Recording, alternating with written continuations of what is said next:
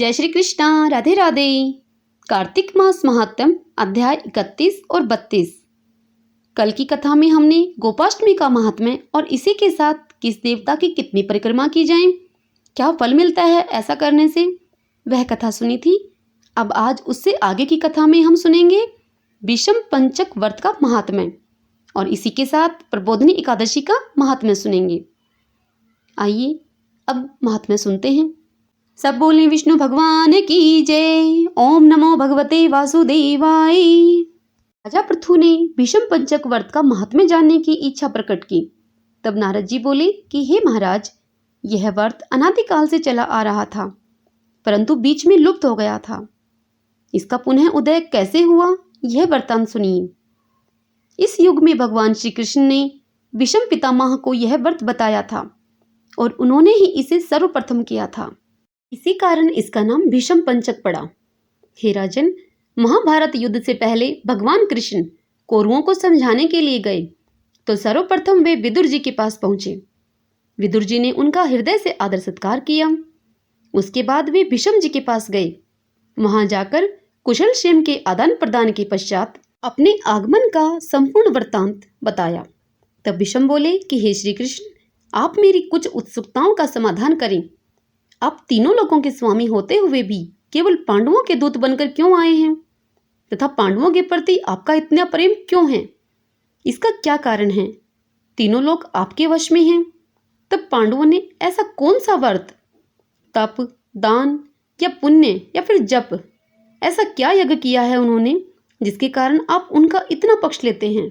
यह सुनकर भगवान श्री कृष्ण मुस्कुराए और बोले कि हे गंगा पुत्र, यद्यपि यह गुप्त रहस्य है, तथापि मैं आपकी उत्सुकता को शांत अवश्य करूंगा।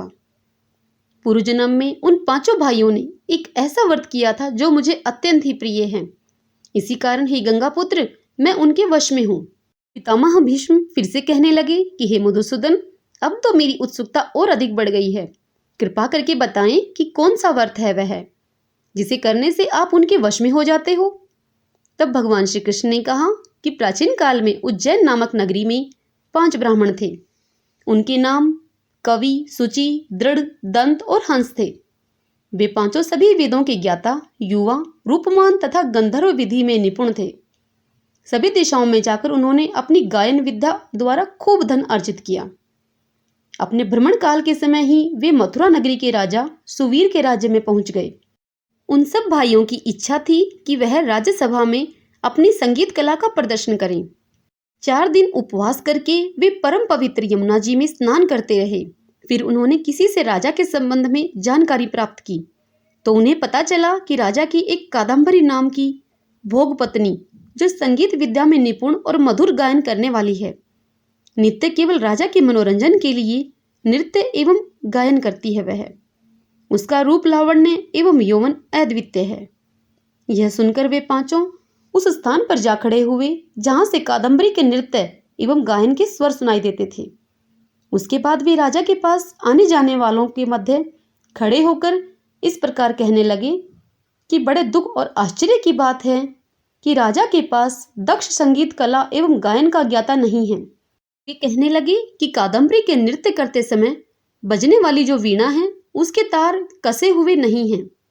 यह बात राजा के कानों में भी जा पहुंची। अब राजा ने उन्हें पांचों को अपनी राज्यसभा में बुलवाया जहां कादम्बरी का नृत्य हो रहा था। पांचों ने वहां पहुंचकर राजा को आशीर्वाद दिया और अपने अपने आसनों पर बैठ गए। कादम्बरी ने उन्हें संगीत एवं नृत्य विद्या में प्रवीण समझकर उनके सम्मान में अपना एक अति विशिष्ट नृत्य प्रस्तुत किया। हे गंगा पुत्र, जब उसने चक्र में ताल दी तब ब्राह्मणों ने उसे रोका। कादम्बरी ने चक्र छोड़कर ताल का यथायोग्य प्रति उत्तर दिया, किंतु उसने चक्र को खंडित नहीं किया। कादम्बरी की इस कला एवं उसके रूप माधुर्य पर वे पांचों ब्राह्मण मोहित हो उठे। कादम्बरी भी उन पांचों के गुणों पर मोहित हो गई। उसी रात्रि उसने अपनी एक सखी के माध्यम से उन पांचों के पास एक संदेश भेजा कि उनमें से एक व्यक्ति प्रतिदिन नगर के उत्तर की ओर यमुना तट के समीप वृक्षों से घिरे हुए अनंत नामक निर्जन तीर्थ पर मेरे पास आकर अपने अपने गुणों का प्रदर्शन करे। और इसी के साथ यह भी कहा कादम्बरी ने कि उस समय मैं भी वीणा तथा राग का अपना कौशल दिखलाऊंगी। ब्राह्मण कला प्रेमी एवं गुणवंत संगीतकार तो थे ही और कादम्बरी से प्रभावित भी थे, अतः उन्होंने स्वीकृति दे दी। भगवान श्री कृष्ण बोले कि हे भीष्म जी, मेरा एक भगत था, दुष्ट संगति के भय से गांव से दूर वहां आकर वह रहता था। उन दिनों वह भीष्म पंचक व्रत कर रहा था और उसी देवालय में मेरा पूजन करता था। कार्तिक शुक्ल एकादशी के दिन कवि नाम का बड़ा भाई उस देवालय में आया। कादम्बरी भी समय पर वहां पहुंच गई। वहां मेरे भगत ने जिस प्रकार मेरा पूजन किया, कवि नामक उस ब्राह्मण ने वैसे ही मेरा पूजन किया। इसके बाद वीणा लेकर उसने गायन आरंभ कर दिया। मेरा भगत क्योंकि अपने मन पर विजय प्राप्त कर चुका था, अतः उसे गायन और कादम्बरी के नृत्य को देखकर भी लेश मात्र भी उसे क्रोध नहीं आया। प्रातःकाल होने पर मेरे भक्त ने गोबर से आचमन किया। कवि नामक उस ब्राह्मण ने भी उसे देखकर वैसा ही किया। कादम्बरी अपने महल को जा चुकी थी। अब हे गंगापुत्र, मेरे भगत की संगति, रात्रि जागरण और मेरा श्रद्धा से पूजन करने से कवि के समस्त पाप नष्ट हो गए। अतः द्वादशी के दिन वह अपना समस्त द्रव्य दान कर विरक्त हो गया। दूसरे दिन ब्राह्मण भाइयों में से सूची आया। उसने भी मेरे ब्रह्मचारी की भांति देखा देखी की। उसी प्रकार मेरा उसने पूजन किया।